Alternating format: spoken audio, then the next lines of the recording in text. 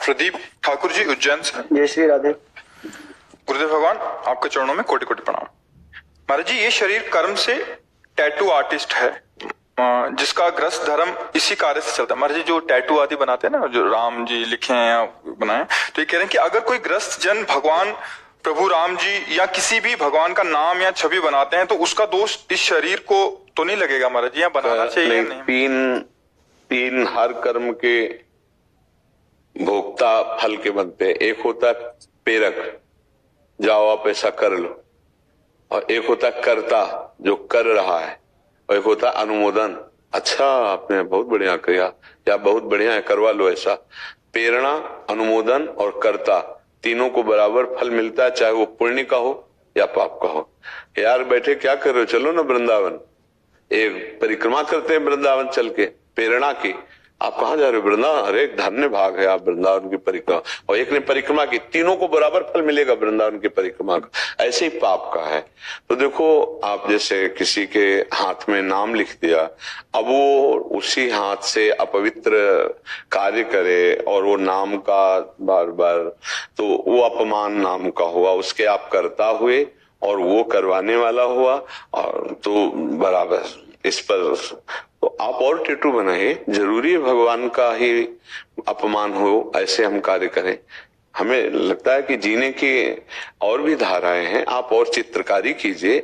और मतलब हमें लगता है 100 में 2-4 ऐसे होंगे जो भगवान के बनवाते होंगे, क्योंकि राजसी सांसारिक भाव रखने वाले रजोगुणी लोग भगवान को काय बनवाएंगे? कोई थोड़ा सा नादान भक्ति ऐसा करेगा, नादान, कभी नई नई भक्ति उठी तो भाई बोले, तो वो समझ रहा है कि मैं बहुत ज्यादा भक्ति कर रहा हूं।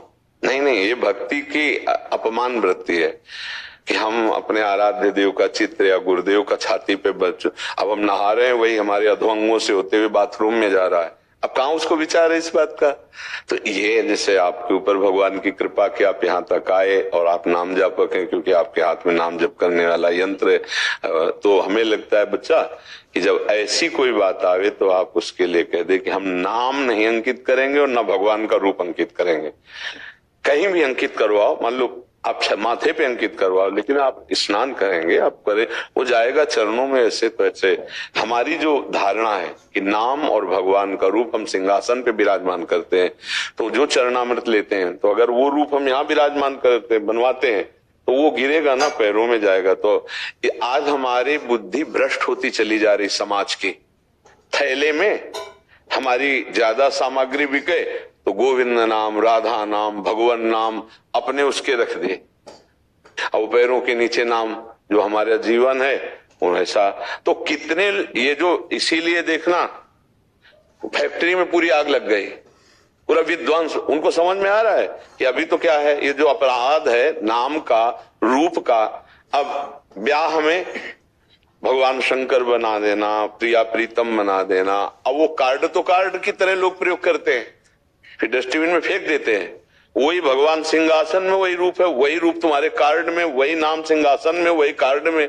तुम्हारा क्या कल्याण होगा, तुम्हारा मंगल होगा। इसीलिए समझ नहीं पाते हैं, और कितने ऐसे अपराध कर रहे हो जिसको तुम्हें पता नहीं है। भागवतिक अपराध, ये नामापराध है। तो इस बात से ये आपके ऊपर कृपा है जो आप ऐसा प्रश्न, तो हमारी प्रार्थना है कि आप और चित्र बनाइए, और नाना प्रकार की कलाएं हैं उनको। कई लोग ऐसे होते हैं कि हमारे यहाँ फूल बना दीजिए, हमारे यहाँ कई ऐसे होते हैं। नाम और रूप, ये दो को निषेध कर दीजिए आप। तो हमें लगता है भगवान की कृपा से सबकी उधर पोषण वृत्ति चलती है, तो जरूरी है इतना हम करें। क्यों?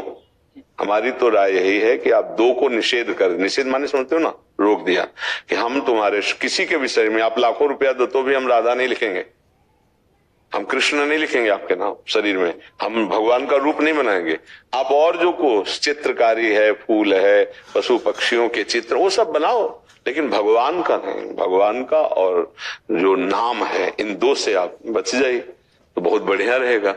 तो बनाने वाले और बनवाने वाले और उसकी प्रेरणा देने वाले तीनों बराबर पुण्य या पाप के भागी होते हैं। इस बात को शास्त्र के अनुसार समझना चाहिए।